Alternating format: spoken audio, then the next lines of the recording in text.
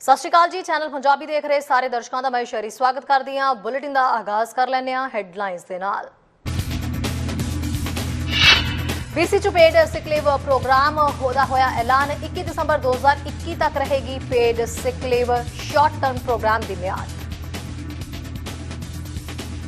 प्रधानमंत्री Justin Trudeau ने इस गर्मी परिवारां ते दोस्तां दे नाल बारबीक्यू करन दी जताई उम्मीद। कहा वैक्सीन दी एक डोज भी कोविड केस घटाउण ते मुड़ मिल बैठन दा कर सकदी है मदद।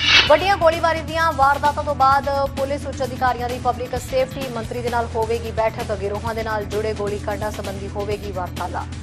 खबरां विस्तार दे नाल। बीसी दे कर्मचारियां दी पेड सिक लीव दी जिहड़ी मंग है वो पूरी हो गई है, पर उन्हां दे लई इह प्रोग्राम है जिहड़े कोविड-19 कारण ਕੰਮ ਤੋਂ ਛੁੱਟੀ ਕਰਦੇ ਨੇ।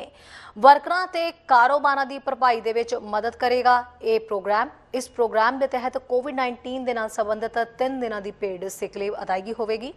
ਮਾਲਕਾਂ ਨੂੰ ਵਰਕਰਾਂ ਨੂੰ ਉਹਨਾਂ ਦੀ ਪੂਰੀ ਤਨਖਾਹ ਜਿਹੜੀ ਹੈ ਉਹ ਦੇਣ ਦੀ ਜ਼ਰੂਰਤ ਹੋਵੇਗੀ ਤੇ BC ਸਰਕਾਰ ਰੋਜ਼ਕਰਤਾਵਾਂ ਨੂੰ ਮੌਜੂਦਾ ਵਰਕਰ ਛੁੱਟੀ ਪ੍ਰੋਗਰਾਮ ਤੋਂ ਬਿਨਾਂ ਹਰ ਵਰਕਰ ਦੇ ਲਈ $200 ਪ੍ਰਤੀ ਦਿਨ ਦੀ ਅਦਾਇਗੀ ਕਰੇਗੀ। ਪੂਰੀ ਰਿਪੋਰਟ ਤੇ ਨਜ਼ਰ।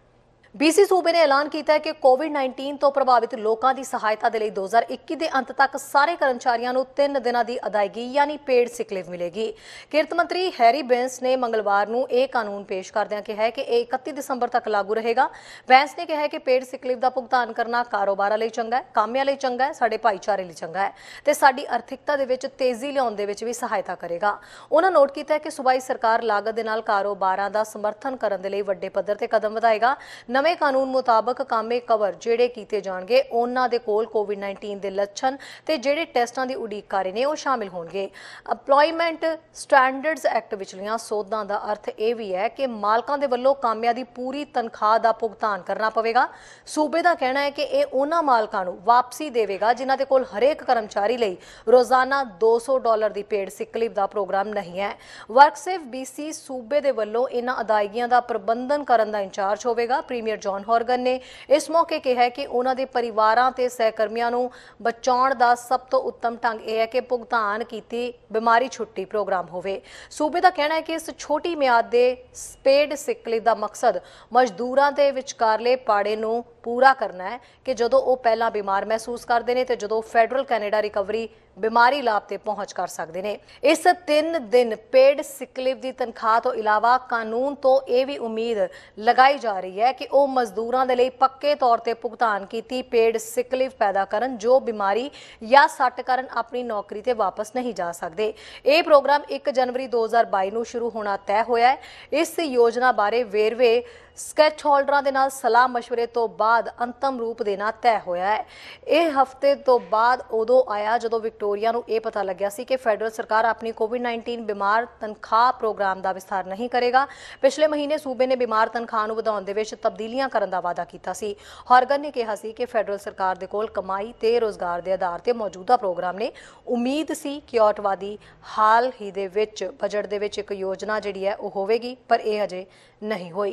न्यूज़ डेस्क तो चैनल पंजाबी की रिपोर्ट। उधर NDP पार्टी के कौमी आगू जगमीत सिंह ने कहा है कि अज भी पेड सिक लीव सही ढंग के नाल ना मिलन कारण वर्कर लगातार बीमार हो रहे हैं, पर प्रीमियर फोर्ड ते प्रधानमंत्री जस्टिन ट्रूडो इस मुद्दे के उत्ते एक दूजे के विरुद्ध बयानबाजी करन च लगे हुए हैं।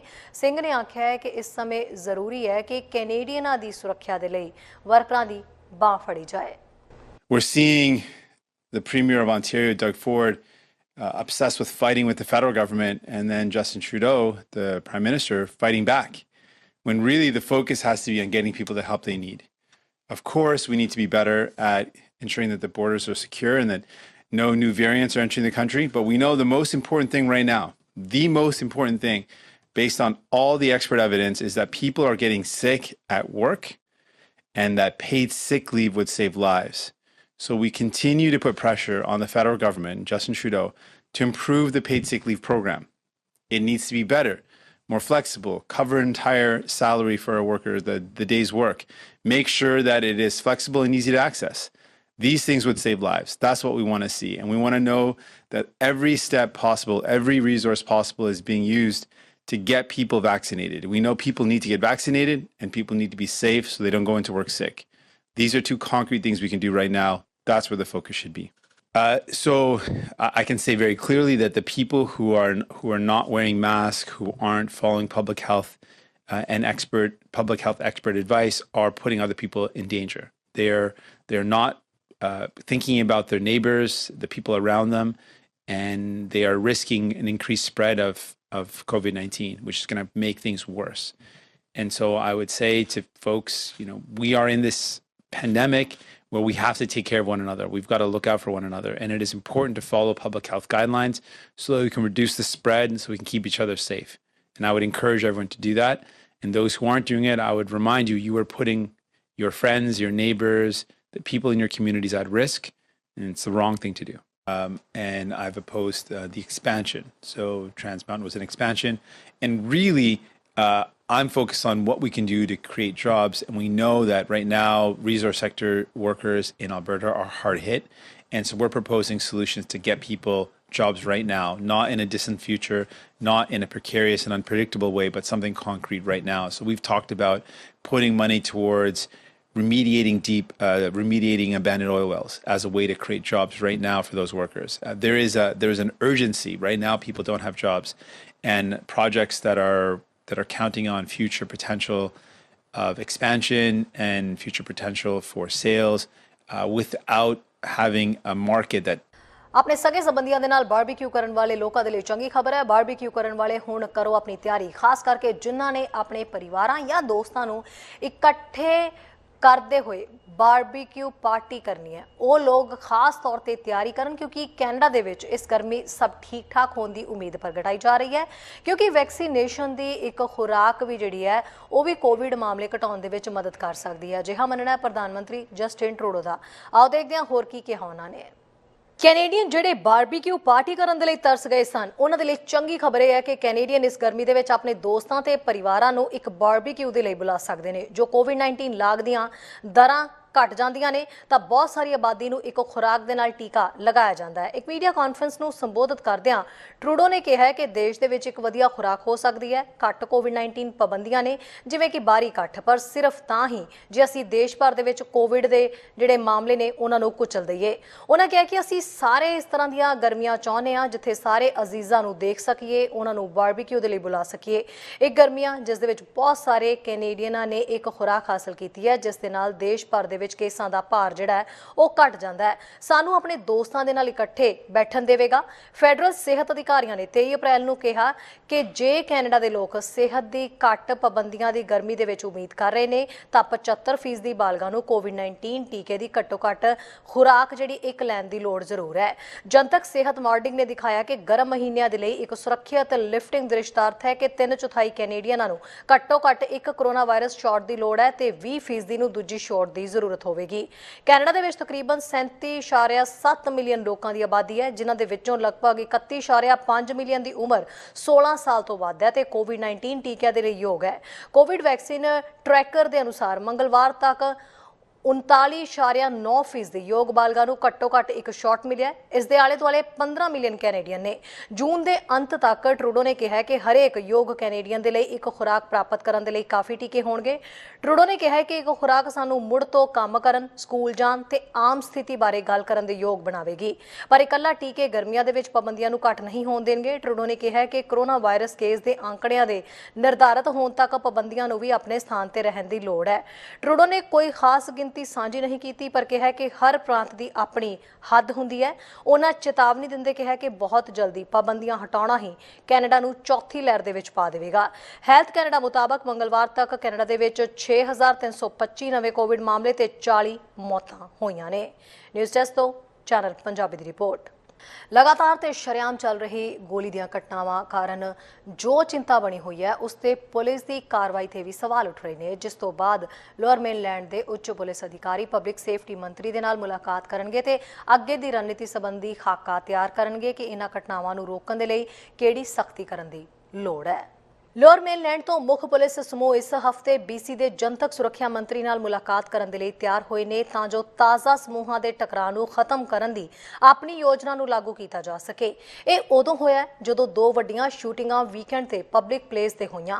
ਉਹਨਾਂ ਦੇ ਵਿੱਚੋਂ ਇੱਕ ਵੈਨਕੂਵਰ ਕੌਮਾਂਤਰੀ ਹਵਾਈ ਅੱਡੇ ਦੇ ਬਿਲਕੁਲ ਬਾਹਰ ਵਾਪਰਿਆ ਤੇ ਉਸਨੇ ਪੁਲਿਸ ਨੂੰ ਰਿਚਮੰਡ ਸ਼ਹਿਰ ਦੇ ਅੰਦਰ ਤੇ ਬਾਹਰ ਰਸਤੇ ਬੰਦ ਕਰਨ ਦੇ ਲਈ ਮਜਬੂਰ ਕੀਤਾ ਕਿਉਂਕਿ ਉਹ ਸ਼ੱਕੀਆਂ ਦੀ ਭਾਲ ਕਰ ਰਹੇ ਸੀ। ਪੁਲਿਸ ਦੇ ਉੱਚ ਅਧਿਕਾਰੀਆਂ ਦੇ ਨਾਲ ਮੁਲਾਕਾਤ ਤੋਂ ਪਹਿਲਾਂ public safety minister Mike Farnworth YVR ਵਿਖੇ ਐਤਵਾਰ ਨੂੰ ਹੋਈ ਗੋਲੀਬਾਰੀ ਸਮੇਤ ਪੁਲਿਸ ਦੀਆਂ ਕਾਰਵਾਈਆਂ ਦਾ ਬਚਾਅ ਕਰ ਰਹੇ ਨੇ, ਜਿਸ ਤੇ ਸ਼ੱਕੀ ਲੋਕਾਂ ਨੂੰ ਭੱਜਦੇ ਵੇਖਿਆ। ਕਿਉਂ ਕਿਹਾ ਜਾ ਰਿਹਾ ਹੈ ਕਿ ਮੈਨੂੰ ਲੱਗਦਾ ਹੈ ਕਿ ਪੁਲਿਸ ਨੇ ਬਹੁਤ ਤੇਜ਼ੀ ਦੇ ਨਾਲ ਜਵਾਬ ਦਿੱਤਾ ਹੈ ਤੇ ਇਸ ਕੇਸ ਲਈ ਉਹ ਸਖਤ ਮਿਹਨਤ ਕਰ ਰਹੇ ਨੇ। ਇਸ ਦੇ ਵਿੱਚ ਸਰੋਤ ਜਾਂ ਸਹਿਯੋਗ ਦੀ ਘਾਟ ਨਹੀਂ ਹੈ। ਇੱਥੇ ਇੱਕ ਅਸਧਾਰਨ ਪੱਧਰ ਦਾ ਸਹਿਯੋਗ ਹੈ, ਭਾਵੇਂ ਇਹ RCMP ਫੋਰਸ ਹੋਵੇ ਜਾਂ ਮਿਊਨਿਸਪਲ ਫੋਰਸ, ਤੇ ਅਸੀਂ ਜਾਣਦੇ ਹਾਂ ਕਿ ਉਹ ਜਿੰਨੀ ਮਿਹਨਤ ਕਰ ਸਕਦੇ ਨੇ ਕਰ ਰਹੇ ਨੇ। ਫਰਨਵਰਥ ਦੀਆਂ ਟਿੱਪਣੀਆਂ ਨੈਸ਼ਨਲ ਪੁਲਿਸ ਫੈਡਰੇਸ਼ਨ ਮਾਊਂਟੀਆਂ ਦੇ ਵੱਲੋਂ ਵੱਧ ਰਹੀ ਸਮੱਸਿਆ ਦੇ ਨਾਲ ਨਜਿੱਠਣ ਦੇ ਲਈ ਹੋਰ ਪੁਲਿਸ ਸਰੋਤਾਂ ਦੀ ਮੰਗ ਕਰਨ ਤੋਂ ਬਾਅਦ ਆਈਆਂ। ਸੋਮਵਾਰ ਨੂੰ ਇੱਕ ਬਿਆਨ ਜਾਰੀ ਕਰਦਿਆਂ ਉਹਨਾਂ ਕਿਹਾ ਕਿ ਸੂਬੇ ਨੂੰ ਪੁਲਿਸ ਨੂੰ ਹੋਰ ਸਟਾਫ ਦੀ ਵੰਡ ਦੇਣ ਲਈ ਕਿਹਾ ਹੈ। ਲੋਅਰ ਮੇਨਲੈਂਡ ਦੇ ਵਿੱਚ ਪੁਲਿਸ ਸੇਵਾਵਾਂ ਖਾਸ ਕਰਕੇ RCMP ਬਹੁਤ ਲੰਬੇ ਸਮੇਂ ਤੋਂ ਘੱਟ ਸਾਧਨਾਂ ਨਾਲ ਉਪਲਬਧ ਹੈ, ਜੋ ਕਿ ਇਸ ਤਰ੍ਹਾਂ ਦੀਆਂ ਹਿੰਸਕ ਘਟਨਾਵਾਂ ਦੇ ਵਿੱਚ ਯੋਗਦਾਨ ਪਾ ਰਹੀਆਂ ਨੇ। ਲੋਅਰ ਮੇਨਲੈਂਡ ਦੇ ਵਿੱਚ ਸਿਰਫ 3 ਹਫ਼ਤਿਆਂ ਦੇ ਸਮੇਂ ਦੌਰਾਨ 10 ਗੋਲੀਬਾਰੀ ਦੀਆਂ ਘਟਨਾਵਾਂ ਵਾਪਰੀਆਂ। ਪੁਲਿਸ ਦੇ ਉੱਚ ਅਧਿਕਾਰੀਆਂ ਨੇ ਸੋਮਵਾਰ ਨੂੰ ਲੋਕਾਂ ਦੀਆਂ ਸੁਰੱਖਿਆ ਚਿੰਤਾਵਾਂ ਨੂੰ ਕਾਬੂ ਕਰਨ ਦੀ ਕੋਸ਼ਿਸ਼ ਕੀਤੀ ਹੈ ਤੇ ਚੀਜ਼ਾਂ ਨੂੰ ਤਰਤੀਬ ਦੇ ਵਿੱਚ ਲਿਆਉਣ ਦਾ ਵਾਅਦਾ ਕੀਤਾ ਹੈ। BC RCMP ਦੇ ਸਹਾਇਕ ਕਮਿਸ਼ਨਰ ਨੇ ਕਿਹਾ ਹੈ ਕਿ ਖੇਤਰ ਦੀਆਂ ਏਜੰਸੀਆਂ ਚੱਲ ਰਹੀ ਸਥਿਤੀ ਨੂੰ ਹੱਲ ਕਰਨ ਦੇ ਲਈ ਵਿਸ਼ੇਸ਼ ਤੌਰ ਤੇ ਮਿਲ ਕੇ ਕੰਮ ਕਰ ਰਹੀਆਂ ਨੇ, ਖਾਸ ਕਰਕੇ ਵੱਧ ਰਹੀ ਜਨਤਕ ਹਿੰਸਾ ਦੇ ਦੌਰਾਨ। ਮੈਂ ਤੁਹਾਨੂੰ ਇਹ ਨਹੀਂ ਦੱਸ ਸਕਦਾ ਕਿ ਗਿਰੋਹ ਦਾ ਟਕਰਾਅ ਕਦੋਂ ਰੁਕਦਾ ਹੈ, ਪਰ ਮੈਂ ਤੁਹਾਨੂੰ ਇਹ ਯਕੀਨ ਨਾਲ ਕਹਿ ਸਕਦਾ ਕਿ ਜੇ ਕੋਈ ਗੈਂਗ ਦੀ ਜ਼ਿੰਦਗੀ ਜਿਉਂਦਾ ਹੈ ਤਾਂ ਇਹ 2 ਤਰੀਕਿਆਂ ਨਾਲ ਹੀ ਮੁੱਕਦੀ ਹੈ, ਜੇਲ੍ਹ ਜਾਂ ਮੌਤ। ਵਕੀਲ ਤੇ ਸਾਬਕਾ ਅਟਾਰਨੀ ਜਨਰਲ ਵੈਲੇ ਓਪਲ ਦਾ ਕਹਿਣਾ ਹੈ ਕਿ ਉਹ ਸਮਝਦੇ ਨੇ ਕਿ ਲੋਕ ਕਿਉਂ ਘਬਰਾਉਂਦੇ ਨੇ ਤੇ ਹੋਰ ਮੁਕੱਦਮੇ ਦੇਖਣਾ ਚਾਹੁੰਦੇ ਨੇ। ਹਾਲਾਂਕਿ ਉਹ ਨੋਟ ਕਰਦੇ ਨੇ ਕਿ ਇਹਨਾਂ ਮਾਮਲਿਆਂ ਲਈ ਇਸ ਨੂੰ ਕਾਨੂੰਨੀ ਪ੍ਰਣਾਲੀ ਦੇ ਵਿੱਚ ਪਹਿਲਾਂ ਬਣਾਉਣਾ ਮੁਸ਼ਕਿਲ ਹੈ। ਉਹਨਾਂ ਦੱਸਿਆ ਕਿ ਇਹ ਕੇਸ ਪੁਲਿਸ ਦੇ ਲਈ ਪੜਤਾਲ ਕਰਨਾ ਬਹੁਤ ਮੁਸ਼ਕਿਲ ਹੈ ਤੇ ਮੁਕੱਦਮਾ ਚਲਾਉਣਾ ਬਹੁਤ ਮੁਸ਼ਕਿਲ ਹੈ। ਉਹ ਲੋਕ ਜਿਹੜੇ ਇਸ ਤਰ੍ਹਾਂ ਦੇ ਕਤਲੇਆਮ ਜਾਂ ਹਿੰਸਾ ਦੇ ਵਿੱਚ ਸ਼ਾਮਿਲ ਹੁੰਦੇ ਨੇ ਉਹ ਪੁਲਿਸ ਨੂੰ ਸਹਿਯੋਗ ਨਹੀਂ ਦਿੰਦੇ। ਉਹਨਾਂ ਕਿਹਾ ਕਿ ਗੈਂਗਸਟਰ ਆਮ ਤੌਰ ਤੇ ਮਾਮਲਿਆਂ ਨੂੰ ਆਪਣੇ ਹੱਥਾਂ ਦੇ ਵਿੱਚ ਲੈਂਦੇ ਨੇ ਜਦੋਂ ਉਹ ਬਦਲੇ ਦੀ ਭਾਵਨਾ ਵਿੱਚ ਹੁੰਦੇ ਨੇ। ਓਪਲ ਨੇ ਕਿਹਾ ਕਿ ਬੁਰੀ ਗੱਲ ਇਹ ਹੈ ਕਿ ਨਿਰਦੋਸ਼ ਲੋਕ ਅਕਸਰ ਦੁਖੀ ਹੋ ਸਕਦੇ ਨੇ। ਸ਼ਨੀਵਾਰ ਨੂੰ ਵੀ ਬਰਨਬੀ ਦੇ ਵਿੱਚ ਇੱਕ ਗੋਲੀਬਾਰੀ ਦਾ ਇਹੋ ਹਾਲ ਸੀ, ਜਿਸ ਦੇ ਵਿੱਚ 19 ਸਾਲਾਂ ਵਿਅਕਤੀ ਦੀ ਮੌਤ ਹੋ ਗਈ ਸੀ, ਜਿਸ ਦੇ ਵਿੱਚ ਇੱਕ ਬੇਕਸੂਰ ਰਾਹਗੀਰ ਨੂੰ ਵੀ ਨਿਸ਼ਾਨਾ ਬਣਾਇਆ ਗਿਆ। ਫਰਨਵਰਥ ਨੇ ਹੁਣ ਕਿਹਾ ਹੈ ਕਿ ਇਹ ਸੂਬਾ ਸੰਘੀ ਸਰਕਾਰ ਨਾਲ ਸਰਹੱਦ ਤੇ ਨਾਜਾਇਜ਼ ਹਥਿਆਰਾਂ ਨੂੰ ਰੋਕਣ ਲਈ ਸੁਰੱਖਿਆ ਸਖਤ ਕਦਮ ਜਿਹੜੇ ਹੈ ਉਹ ਚੁੱਕਣ ਲਈ ਕੰਮ ਕਰ ਰਹੀ ਹੈ। ਮਾਹਰਾਂ ਨੇ ਕਿਹਾ ਕਿ ਗੈਂਗਾਂ ਦੀ ਜ਼ਿੰਦਗੀ ਦੇ ਵਿੱਚ ਸ਼ਾਮਿਲ ਹੋਣ ਵਾਲੇ ਨੌਜਵਾਨਾਂ ਦੀ ਗਿਣਤੀ ਦੇ ਵਿੱਚ ਵਾਧਾ ਹੋਇਆ ਹੈ। ਨਿਊਜ਼ ਡੈਸਕ ਤੋਂ channel Punjabi the report.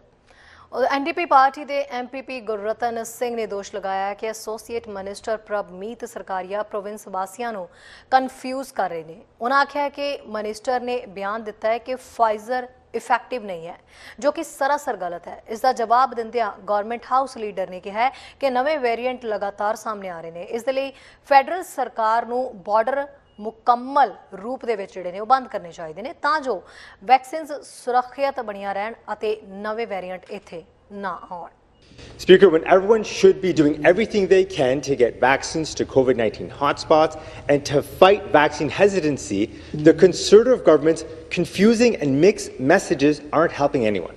On Thursday, the Conservative Associate Minister for Small Businesses confused Ontarians by suggesting that the Pfizer vaccine, the same vaccine that Ontario has received over 4.5 million doses of, is not as effective as it could be, despite the fact that the Conservative Associate Minister represents Brampton, a city that is one of the worst hit by the COVID-19 crisis in this entire country, and where folks know they're not receiving as many vaccines as they need to protect lives. Why is the Conservative Associate Minister going out of his way to confuse people about the effectiveness of this vaccine when communities like Brampton need it? To reply, the Government House Leader. I don't think the minister is doing anything of the sort, Mr. Speaker. What the minister is highlighting, and the minister from Brampton is highlighting the fact that we remain very troubled by the inexcusable reluctance of the federal government to act on our borders, Mr. Speaker. We have highlighted a number of issues with borders. We have seen the variants of concern which continue to come through our borders. Even this past weekend, a significant more, Mr. Speaker. This is very troubling, and we need the the federal government to live up to its responsibility to secure our international borders so that as we continue to hit hotspots like Brampton, which has seen a significant increase in the amount of vaccinations that it has been getting, Mr. Speaker, so that we can continue this good work, we need the federal government to simply step up and do what we have asked it to do what everybody is asking it to do. Close that border so that we can get these variants of concern under control. And I would ask the member opposite to join with us in this, Mr. Speaker. This is certainly not a partisan issue.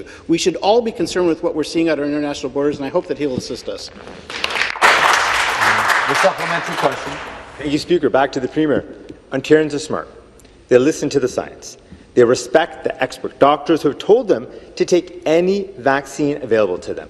And they know that after this Premier and this Minister for Small Businesses failed to bring in enough paid sick days, failed to protect lives and protect small businesses, that the number one thing that they can do for themselves and their families to stay safe is to get vaccinated. Canada ਦੀ ਸਿਹਤ ਮੰਤਰੀ ਦੇ ਵੱਲੋਂ Pfizer ਜਾਂ ਹੋਰ vaccine ਸੰਬੰਧੀ ਉੱਠ ਰਹੇ ਸਵਾਲਾਂ ਦਾ ਜਵਾਬ ਦਿੰਦਿਆਂ ਕਿਹਾ ਗਿਆ ਹੈ ਕਿ ਹਰ ਵੈਕਸੀਨ ਹੈਲਥ ਕੈਨੇਡਾ ਦੇ ਵੱਲੋਂ ਪ੍ਰਵਾਨਿਤ ਹੈ ਤੇ ਇਸ ਦਾ ਟ੍ਰਾਇਲ ਚੱਲਣ ਤੋਂ ਬਾਅਦ ਹੀ ਇਸ ਨੂੰ ਮਾਨਤਾ ਦਿੱਤੀ ਜਾਂਦੀ ਹੈ। ਜਿਨ੍ਹਾਂ ਕਿਹਾ ਹੈ ਕਿ ਅਲੱਗ-ਅਲੱਗ ਹਾਲਾਤਾਂ ਦੇ ਅਨੁਸਾਰ ਵੱਖ-ਵੱਖ ਵੈਕਸੀਨਸ ਪ੍ਰੋਵਿੰਸਾਂ ਤੇ ਟੈਰੀਟਰੀਜ਼ ਨੂੰ ਦਿੱਤੀਆਂ ਜਾ ਰਹੀਆਂ ਨੇ। ਸਿਹਤ ਮੰਤਰੀ ਅਨੁਸਾਰ ਬਿਜ਼ਨਸ ਅਦਾਰਿਆਂ ਤੇ ਰੈਪਿਡ ਟੈਸਟਿੰਗ ਦੀ ਵਰਤੋਂ ਜਿਹੜੀ ਹੈ ਉਹ ਕੀਤੀ ਜਾ ਰਹੀ ਹੈ। Well, first of all, let me be really clear with Canadians that every vaccine that's in use right now has been approved by Health Canada as safe and effective.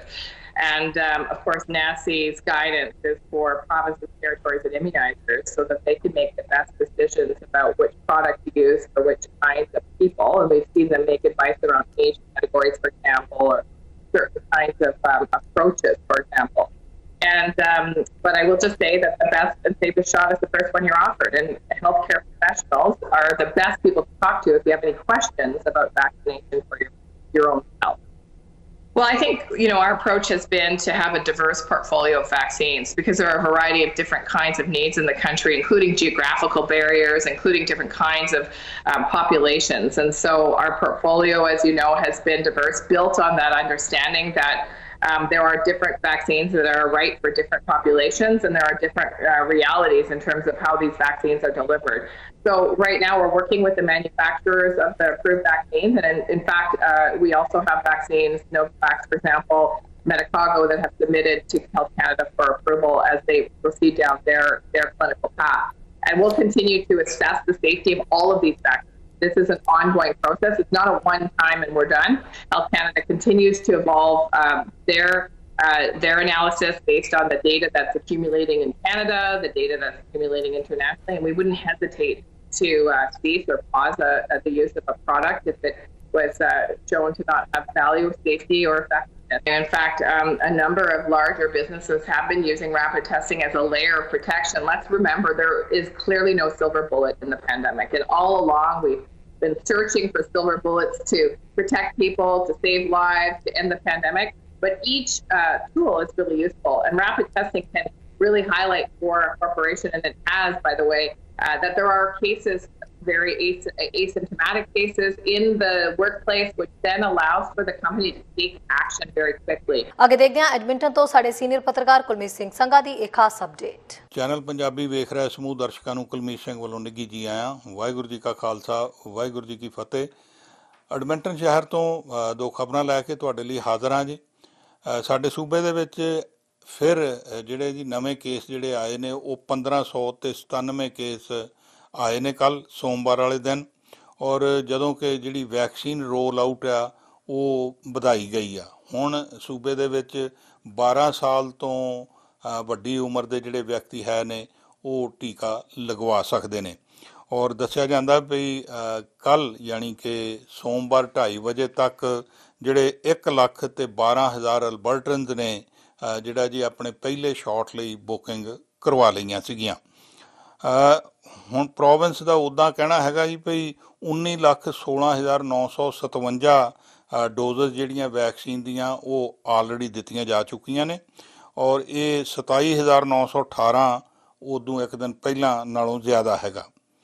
ਅਤੇ 3,18,841 ਅਲਬਰਟਨਸ ਜਿਹੜੇ ਹੈਗੇ ਆ ਉਹਨਾਂ ਦੇ ਦੋਨੋਂ ਟੀਕੇ ਲੱਗ ਚੁੱਕੇ ਆ ਜੀ, ਔਰ 35.7% ਜਿਹੜੀ ਟੋਟਲ ਪਾਪੂਲੇਸ਼ਨ ਆ ਅਲਬਰਟਾ ਦੀ ਉਹਨਾਂ ਨੇ ਐਟਲੀਸਟ ਉਹਨਾਂ ਨੂੰ ਇੱਕ ਡੋਜ਼ ਜਿਹੜੀ ਵੈਕਸੀਨ ਦੀ ਆ ਉਹ ਮਿਲ ਚੁੱਕੀ ਆ। ਤੇ ਜਿਹੜੇ ਲੈਬਸ ਵੱਲੋਂ ਟੈਸਟ ਕੀਤੇ ਗਏ ਆ ਉਹ 13,921 ਕੀਤੇ ਗਏ ਨੇ ਐਤਵਾਰ ਵਾਲੇ ਦਿਨ, ਤੇ ਪੋਜ਼ਿਟਿਵਿਟੀ ਰੇਟ ਜਿਹੜਾ ਉਹ 11.4% ਆ। ਹਾਲਾਂਕਿ ਹੌਸਪੀਟਲਾਈਜੇਸ਼ਨਜ਼ ਕੋਵਿਡ-19 ਕਰਕੇ ਵਧੀਆਂ ਜੀ। ਸੂਬੇ ਦੇ ਵਿੱਚ 690 ਵਿਅਕਤੀ ਜਿਹੜੇ ਨੇ ਉਹਨਾਂ ਨੂੰ ਟਰੀਟ ਕੀਤਾ ਜਾ ਰਿਹਾ ਹਸਪਤਾਲਾਂ ਦੇ ਵਿੱਚ, ਔਰ ਇਹ ਜਿਹੜਾ 22 ਨੰਬਰ ਨੇ ਜਿਹੜੇ ਜ਼ਿਆਦਾ ਨੇ ਪਹਿਲਾਂ ਨਾਲੋਂ, ਔਰ 158 ਪੇਸ਼ੈਂਟ ਜਿਹੜੇ ਨੇ ਉਹ ਇੰਟੈਂਸਿਵ ਕੇਅਰ ਵਿੱਚ ਆ। ਸੋ ਹੁਣ ਇਹ ਹੈ ਜੀ ਵੀ ਜਿਹੜੀ ਵੈਕਸੀਨੇਸ਼ਨ ਦੀ ਰੋਲ ਆਊਟ ਕਰ ਰਹੇ ਨੇ ਵੀ ਜਿੰਨੀ ਛੇਤੀ ਹੋ ਸਕੇ, ਜਿੰਨੇ ਜ਼ਿਆਦਾ ਵਿਅਕਤੀਆਂ ਦੇ ਲੱਗ ਸਕੇ ਸੂਬੇ ਦੀ, ਉਹਦੇ ਉੱਤੇ ਹੁਣ ਐਮਫੈਸਿਸ ਹੈਗੀ ਆ। ਜਿਵੇਂ ਹੁਣ 12 ਸਾਲ ਤੋਂ ਉੱਪਰ ਉਮਰ ਵਾਲੇ ਜਿਹੜੇ ਵਿਅਕਤੀ ਹੈਗੇ ਉਹ ਸਾਰੇ ਹੀ ਟੀਕੇ ਲਗਵਾ ਸਕਦੇ ਨੇ, ਪਹਿਲੀ ਡੋਜ਼ ਜਿਹੜੀ ਆ ਲੈ ਸਕਦੇ ਨੇ। ਦੂਸਰੀ ਖਬਰ ਹੈ ਜੀ, ਇੱਕ ਸਾਡੇ ਸੂਬੇ ਦੇ ਵਿੱਚ ਪਿੱਛੇ ਜਿਹੇ ਸਰਕਾਰ ਵੱਲੋਂ ਲੋਕਾਂ ਨਾਲ ਕੰਸਲਟ ਕੀਤਾ ਗਿਆ ਸੀਗਾ, ਅਤੇ ਉਦੋਂ ਬਾਅਦ ਉਹਨਾਂ ਨੇ ਕਿੰਡਰਗਾਰਟਨ ਤੋਂ ਲੈ ਕੇ 6ਵੇਂ ਗ੍ਰੇਡ ਤੱਕ ਕੁਝ ਚੇਂਜਸ ਲਿਆਂਦੀਆਂ ਸੀਗੀਆਂ ਜਿਹੜਾ ਕਰੀਕਲਮ ਆ ਉਹਦੇ ਵਿੱਚ। ਪਰ ਹੁਣ ਨਾ ਜਿਹੜੇ ਅਲਬਰਟਾ ਟੀਚਰ ਐਸੋਸੀਏਸ਼ਨ ਹੈ ਉਹਨਾਂ ਵੱਲੋਂ ਇੱਕ ਪੋਲ ਕੰਡਕਟ ਕਰਵਾਈ ਜਾਂਦੀ ਆ, ਔਰ ਉਸ ਪੋਲ ਦੇ ਵਿੱਚ ਪਤਾ ਲੱਗਾ ਜੀ ਵੀ ਜਿਹੜੇ 53% ਲੋਕ ਨੇ ਉਹ ਉਸ ਗੱਲ ਦੇ ਨਾਲ ਸਹਿਮਤ ਨਹੀਂ ਹੈ ਵੀ ਉਹ ਜਿਹੜਾ ਨਵਾਂ ਕਰੀਕਲਮ ਹੈ ਵੀ ਉਹ ਲਾਗੂ ਕੀਤਾ ਜਾਵੇ। ਸਰਕਾਰ ਨੇ ਅਲਬਰਟਾ ਟੀਚਰਸ ਨੂੰ ਕਿਹਾ ਸੀਗਾ ਕਿ ਉਹ ਉਹਨੂੰ ਨਵੇਂ ਸਾਲ ਦੇ ਵਿੱਚ ਜੀ ਕਰਨਗੇ ਟੈਸਟ, ਪਰ ਟੀਚਰਸ ਨੇ ਨਾ ਕਰ ਦਿੱਤੀ ਸੀ ਵੀ ਅਸੀਂ ਨਹੀਂ ਉਹ ਲਾਗੂ ਕਰਨਾ। ਉਹ ਕਹਿੰਦੇ ਵੀ ਉਹਦੇ ਨਾਲ ਜਿਹੜੇ ਬੱਚੇ ਆ ਉਹਨਾਂ ਨੂੰ ਕੋਈ ਇਸ ਤਰ੍ਹਾਂ ਦਾ ਨੌਲੇਜ ਜਿਹੜਾ ਆ ਵਧੀਆ ਨੌਲੇਜ ਨਹੀਂ ਮਿਲੇਗਾ ਜਿਹਦੇ ਨਾਲ ਬੱਚੇ ਗਾਹਾਂ ਦੁਨੀਆ ਦੇ ਵਿੱਚ ਕੰਪੀਟ ਕਰ ਸਕਣ। ਸੋ ਹੁਣ ਆ ਜਦੋਂ ਪੋਲ ਆਈ ਆ, ਇਸ ਪੋਲ ਨੂੰ ਦੇਖਦਿਆਂ ਹੋਇਆਂ ਜਿਹੜੇ ਟੀਚਰ ਐਸੋਸੀਏਸ਼ਨ ਦੇ ਪ੍ਰਧਾਨ ਨੇ ਜੇਸਨ ਸ਼ਲੈਂਗ ਹੋਰੀ, ਉਹਨਾਂ ਨੇ ਕਿਹਾ ਵੀ ਜਿਹੜੀ ਗੱਲ ਅਸੀਂ ਪਹਿਲਾਂ ਕਹਿੰਦੇ ਆ ਰਹੇ ਸੀ, ਲੋਕ ਵੀ ਉਸ ਗੱਲ ਦੇ ਵਿੱਚ ਬਲੀਵ ਕਰ ਰਹੇ ਨੇ ਵੀ ਉਹਨਾਂ ਨੂੰ ਇਹ ਯਕੀਨ ਹੈ ਵੀ ਇਹ ਜਿਹੜਾ ਕਰੀਕਲਮ ਤਿਆਰ ਕੀਤਾ ਗਿਆ ਇਹ ਬੱਚਿਆਂ ਲਈ ਠੀਕ ਨਹੀਂ ਹੈ। ਸੋ ਸਰਕਾਰ ਨੂੰ ਕਿਹਾ ਜਾ ਰਿਹਾ ਵੀ ਇਹ ਤੁਸੀਂ ਇਹਨੂੰ ਵਾਪਸ ਲਓ ਔਰ ਮੁੜ ਕੇ ਗੌਰ ਕਰਕੇ ਨਵਾਂ ਕਰੀਕਲਮ ਜਿਹੜਾ ਹੈਗਾ ਉਹ ਲਿਆਂਦਾ ਜਾਵੇ, ਨਾ ਕਿ ਜਿਹੜਾ ਇਹ ਪਹਿਲਾਂ ਦਿੱਤਾ ਗਿਆ ਹੈ। ਔਰ ਇੱਕ ਖਬਰ ਹੋਰ ਹੈ ਜੀ ਸਾਡੇ ਸੂਬੇ ਤੋਂ, ਇਹ ਆ ਕਿ ਸਾਡੇ ਜਸਟਿਸ ਮਿਨਿਸਟਰ ਨੇ ਮਿਸਟਰ KC ਮੈਡੂ ਹੁਰੀ, ਉਹਨਾਂ ਨੇ ਇੱਕ ਬਿਆਨ ਦਿੱਤਾ ਅਤੇ ਬੜੇ ਕੰਟਰੋਵਰਸੀ ਦੇ ਵਿੱਚ ਘਿਰ ਗਿਆ। ਉਹਨਾਂ ਨੇ ਬਿਆਨ ਇਹ ਦਿੱਤਾ, ਉਹ ਕਹਿੰਦੇ ਜੀ ਇੱਕ ਫੈਡਰਲ ਗਵਰਨਮੈਂਟ, ਦੂਸਰਾ ਮੀਡੀਆ ਅਤੇ ਤੀਸਰਾ ਜਿਹੜੀ ਆਪੋਜੀਸ਼ਨ ਪਾਰਟੀ ਆ NDP, ਇਹ ਅਖੇ ਚਾਹੁੰਦੇ ਸੀਗੇ ਵੀ ਕੋਵਿਡ-19 ਦਾ ਡਿਜ਼ਾਸਟਰ ਹੋਵੇ। ਇਹ ਅਲਬਰਟਾ ਦਾ ਜਸਟਿਸ ਮਿਨਿਸਟਰ ਹੈ ਜਿਹੜਾ ਇਹ ਗੱਲ ਕਹਿ ਰਿਹਾ। ਹੈਲਥ ਕੇਅਰ ਡਿਜ਼ਾਸਟਰ ਅਖੇ ਇਹ ਸਾਰੇ ਭਾਲ ਰਹੇ ਸੀਗੇ, ਪਰ ਉਹ ਕਹਿੰਦੇ ਵੀ ਉਹਨਾਂ ਦੀ ਗੱਲ ਪੂਰੀ ਜਿਹੜੀ ਆ ਨਹੀਂ ਹੋ ਸਕੀ।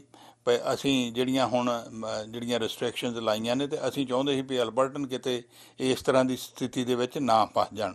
ਹਾਲਾਂਕਿ NDP ਜਿਹੜੀ ਹੈ ਜੀ ਆਪੋਜੀਸ਼ਨ ਪਾਰਟੀ ਇੱਥੇ, ਉਹ ਬੜੀ ਦੇਰ ਤੋਂ ਉਹਨਾਂ 'ਤੇ ਦਬਾਅ ਪਾ ਰਹੀ ਸੀਗੀ ਕਿ ਭਾਈ ਤੁਸੀਂ ਰਿਸਟ੍ਰਿਕਸ਼ਨਸ ਜਿਹੜੀਆਂ ਜ਼ਿਆਦਾ ਲਾਓ ਤਾਂ ਕਿ ਇਹ ਜਿਹੜੇ ਨੰਬਰ ਉੱਪਰ ਨੂੰ ਰੋਜ਼ ਜਾ ਰਿਹਾ ਇਹ ਨਾ ਜਾਣ।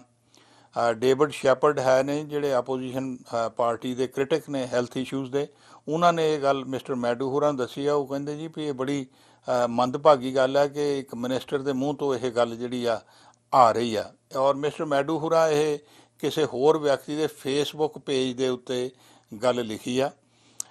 ਹਾਲਾਂਕਿ ਪਿੱਛੇ ਜਿਹੇ ਜਿਹੜੇ ਸਾਡੇ ਪ੍ਰੀਮੀਅਰ ਨੇ ਜੇਸਨ ਕੈਨੀ ਹੋਰੀ, ਉਹਨਾਂ ਦੀ ਟੋਨ ਬੜੀ ਸੌਫਟ ਆ, ਵੱਖਰੀ ਆ, ਔਰ ਇਹ ਇੱਕ ਕੈਲਗਰੀ ਦੇ ਪ੍ਰੋਫੈਸਰ ਆ। ਉਹਨਾਂ ਕਿਹਾ ਵੀ ਜੇਸਨ ਕੈਨੀ ਹੋਰਾਂ ਦੀ ਟੋਨ ਤੋਂ ਬਿਲਕੁਲ ਵੱਖਰੀ ਗੱਲ ਇਹ ਜਿਹੜੀ ਆ KC ਮੈਡੂ ਹੋਰੀ ਕਹਿ ਰਹੇ ਆ ਵੀ ਉਹ ਠੀਕ ਨਹੀਂ ਲੱਗਦੀ, ਅਲਾਈਨਡ ਨਹੀਂ ਹੈ ਜੇਸਨ ਕੈਨੀ ਹੋਰਾਂ ਦੇ ਵਿਚਾਰਾਂ ਦੇ ਨਾਲ। ਦੂਸਰੀ ਗੱਲ ਇਹ ਹੈ ਜੀ ਵੀ ਤੁਹਾਨੂੰ ਯਾਦ ਹੋਣਾ ਵੀ ਪਹਿਲਾਂ ਜੇਸਨ ਕੈਨੀ ਹੋਰੀ ਵੀ ਫੈਡਰਲ ਗੌਰਮੈਂਟ ਨੂੰ ਔਰ ਪ੍ਰਾਈਮ ਮਿਨਿਸਟਰ ਟਰੂਡੋ ਹੋਰਾਂ ਨੂੰ ਹਮੇਸ਼ਾ ਹੀ ਉਹ ਇਸ ਗੱਲ ਦੇ ਉੱਤੇ ਕ੍ਰਿਟੀਸਾਈਜ਼ ਕਰਦੇ ਸੀਗੇ ਵੀ ਜਿਹੜੀ ਵੈਕਸੀਨ ਵਗੈਰਾ ਸਾਡੇ ਇੱਥੇ ਨਹੀਂ ਪਹੁੰਚ ਰਹੀਆਂ ਜਾਂ ਦੇਰੀ ਨਾਲ ਆ ਰਹੀਆਂ ਨੇ ਵਗੈਰਾ ਵਗੈਰਾ। ਪਰ ਹੁਣ ਉਹਨਾਂ ਦੀ ਥੋੜ੍ਹੀ ਦੇਰ ਤੋਂ ਇਹ ਟੋਨ ਚੇਂਜ ਹੋਈ ਹੈ ਜੀ, ਵੈਕਸੀਨ ਵੀ ਆ ਰਹੀ ਆ ਔਰ ਉਹ ਤੇਜ਼ੀ ਦੇ ਨਾਲ ਰੋਲ ਆਊਟ ਕੀਤੀ ਜਾ ਰਹੀ ਆ। ਇੱਕ ਕੈਲਗਰੀ ਸ਼ਹਿਰ ਤੋਂ ਖਬਰ ਆ ਕਿ ਉੱਥੇ ਇੱਕ ਰੇਸਿਸਟ ਵਿਅਕਤੀ ਹੈ ਜੀ, ਮੰਨਿਆ ਇਸ ਗੱਲ ਲਈ, ਉਹ ਮੇਅਰ ਦੀ ਰੇਸ ਵਿੱਚ ਸ਼ਾਮਲ ਆ, ਜਿਹੜੀ ਅਕਤੂਬਰ ਦੇ ਵਿੱਚ ਹੋਣ ਜਾ ਰਹੀ ਆ। ਹਜੇ ਉਹਨੇ ਅਫੀਸ਼ੀਅਲ ਇਹ ਗੱਲਬਾਤ ਪੇਪਰ ਨਹੀਂ ਆਪਣੇ ਭਰੇ, ਪਰ ਉਹਨੇ ਡਿਕਲੇਅਰ ਕੀਤਾ ਹੋਇਆ ਜਦੋਂ ਉਸ ਵਿਅਕਤੀ ਨੇ ਪੇਪਰ ਭਰ ਦਿੱਤੇ ਤੇ ਉਦੋਂ ਬਾਅਦ ਉਹਦੇ ਪਾਸ ਕੈਲਗਰੀ ਦੇ ਜਿੰਨੇ ਵੀ ਰੈਜ਼ੀਡੈਂਟ ਹੈਗੇ ਆ ਜੀ, ਉਹਨਾਂ ਸਾਰਿਆਂ ਦੇ ਨਾਂ, ਪਤੇ, ਫੋਨ ਨੰਬਰ, ਸਾਰਾ ਕੁਝ ਉਹਨੂੰ ਮੁਹੱਈਆ ਕਰ ਦਿੱਤਾ ਜਾਵੇਗਾ। ਉਸ ਗੱਲ ਤੋਂ ਹੁਣ ਜਿਹੜੇ ਲੋਕ ਨੇ ਉੱਥੋਂ ਦੇ, ਖਾਸ ਕਰਕੇ ਅਲਬਰਟਾ ਹੈਲਥ ਸਿਸਟਮ 'ਚ ਜਿਹੜੇ ਕੰਮ ਕਰਦੇ ਨੇ ਔਰ ਪੁਲਿਸ ਵਾਲੇ, ਉਹ ਬੜੇ ਚਿੰਤਤ ਨੇ। ਕਾਰਨ ਇਹ ਆ ਕਿ ਇਹ ਜਿਨ੍ਹਾਂ ਦਾ ਨਾਂ ਜੀ ਮਿਸਟਰ ਕੈਵਨ ਜੇ ਜੌਨਸਟਨ, ਇਹ ਪੂਰੇ ਮਤਲਬ ਜਿਹੜੇ ਲੋਕ ਇਸ ਵੇਲੇ ਰਿਸਟ੍ਰਿਕਸ਼ਨਸ ਦੇ ਉਲਟ ਮੁਜ਼ਾਹਰੇ ਕਰ ਰਹੇ ਆ, ਉਹ ਉਹਨਾਂ ਦੇ ਮੋਹਰੀ ਨੇ। ਔਰ ਇਹਨਾਂ ਨੂੰ ਲੱਗਦਾ ਵੀ ਇਹ ਜਿਹੜੇ ਅਲਬਰਟਾ ਹੈਲਥ ਸਰਵਿਸਿਜ਼ ਵਾਲੇ ਆ, ਉਹ ਵਧੀਕੀਆਂ ਕਰ ਰਹੇ ਆ। ਇਸ ਕਰਕੇ ਉਹਨਾਂ ਨੂੰ ਉਹ ਸ਼ਰੇਆਮ ਇਸ ਗੱਲ ਦੀ ਧਮਕੀ ਦੇ ਰਿਹਾ ਵੀ ਸਾਨੂੰ ਤੁਹਾਡਾ ਪਤਾ ਆ, ਤੁਹਾਡਾ ਨਾਂ ਪਤਾ ਸਾਡੇ ਕੋਲ ਹੈਗਾ, ਅਸੀਂ ਤੁਹਾਡੇ ਘਰਾਂ ਮੂਹਰੇ ਆ ਕੇ ਹਥਿਆਰ ਲੈ ਕੇ ਵੀ ਅਸੀਂ ਆ ਜਾਣਾ ਔਰ ਫਿਰ ਪਤਾ ਲੱਗੇਗਾ। ਇੱਦਾਂ ਦੀ ਗੱਲਬਾਤ ਮਿਸਟਰ ਜੌਨਸਟਨ ਹੋਰਾਂ ਨੇ ਕਹੀ ਆ, ਜਿਹਦੇ ਤੋਂ ਇਹ ਜਿੰਨੇ ਵੀ ਵਰਕਰ ਆ, ਈਵਨ ਪੁਲਿਸ, ਉਹ ਜਿਹੜੀ ਆ ਜੀ ਘਬਰਾਈ ਹੋਈ ਆ ਵੀ ਜੇ ਨਾ ਪਤਾ ਸਾਰਾ ਕੁਝ ਇਹਨਾਂ ਨੂੰ ਪਤਾ ਲੱਗ ਗਿਆ ਅਤੇ ਉਹ ਕਿਸ ਤਰ੍ਹਾਂ ਆਪਣੇ ਆਪ ਨੂੰ ਪ੍ਰੋਟੈਕਟ ਕਰ ਸਕਣਗੇ। ਔਰ ਇੱਕ ਖਬਰ ਇਹ ਹੈ ਜੀ ਵੀ ਸਾਡੇ ਸੂਬੇ ਦੀ ਸਰਕਾਰ, ਜੇਸਨ ਕੈਨੀ ਹੋਰੀ ਭਾਵੇਂ ਲੋਕਾਂ ਨੂੰ ਕਹਿ ਰਹੇ ਨੇ ਵੀ ਤੁਸੀਂ ਟੀਕੇ ਲਗਵਾਓ ਵੈਕਸੀਨ ਦੇ, ਪਰ ਉਹਨਾਂ ਦੀ ਆਪਣੀ ਪਾਰਟੀ ਦੇ ਬੰਦੇ ਹੀ ਜੀ ਜਿਹੜੇ ਕੁਝ MLA ਨੇ, ਉਹ ਇਸ ਗੱਲ ਦਾ ਵਿਰੋਧ ਕਰ ਰਹੇ ਆ, ਉਹ ਟੀਕੇ ਨਹੀਂ ਲਵਾ ਰਹੇ।